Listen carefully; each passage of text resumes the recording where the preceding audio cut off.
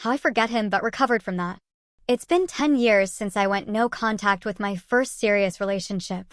I was 19 at the time, fresh out of love and trying to make sense of it all. Back then, I was heartbroken, confused, and honestly felt like I'd never fully heal. But here I am a decade later, looking back on this journey with a sense of peace and clarity I never thought I'd achieve.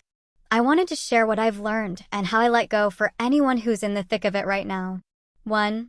No contact was my saving grace. At first, no contact felt impossible. I wanted closure, answers, or even just a sign that they cared as much as I did. But the truth is, healing doesn't come from what someone else says, it comes from within.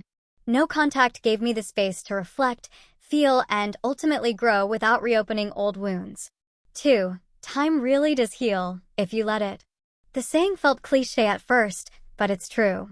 Over time, the pain dulled, the memories faded, and the emotions lost their intensity. It didn't happen overnight, but every day of focusing on myself chipped away at the hold they had on me. 3. Forgiveness is for you, not them. I struggled with anger and resentment for a long time. I thought forgiving them would mean excusing what happened. But I realized forgiveness is about freeing yourself. I forgave them, not to let them off the hook, but to release the weight of carrying that negativity around. 4. Self-worth is key. One of the biggest lessons I learned is that my worth isn't tied to someone else's love or approval. I spent a lot of time rediscovering who I was outside of that relationship, my passions, my values, and my goals. Once I started valuing myself, I stopped needing validation from them or anyone else. 5. Letting go is a choice. For years, I thought letting go would just happen. But it's not passive, it's a choice you make daily. I chose to stop checking their social media, stop replaying old memories, and stop wondering, what if? Every time I caught myself spiraling, I redirected my thoughts toward the present. 6. Happiness comes from building your own life. The biggest turning point for me was realizing that my happiness wasn't behind me, it was ahead.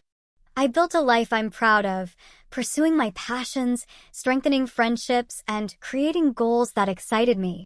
The more I focused on my future, the less I cared about my past. 7. Closure isn't always needed. For years, I thought I needed closure to move on. But closure isn't something someone else gives you. It's something you give yourself. I stopped searching for answers and accepted that some chapters end without explanation. And that's okay. 8. Gratitude changes everything. Looking back, I'm actually grateful for that relationship. Not because it lasted, but because it taught me so much. It showed me what I want and don't want in a partner and made me stronger, wiser, and more self-aware. 9. Love will come again when you're ready. It took time, but I eventually opened my heart again. And this time, it was different. I didn't need someone to complete me because I was already whole. Love is so much better when it's a choice, not a need. Final thoughts.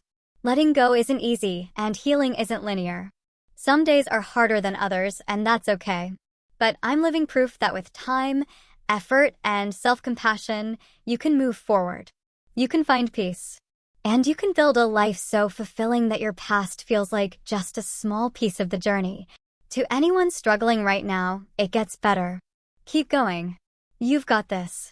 Would love to hear about your own experiences or any advice you've learned along the way.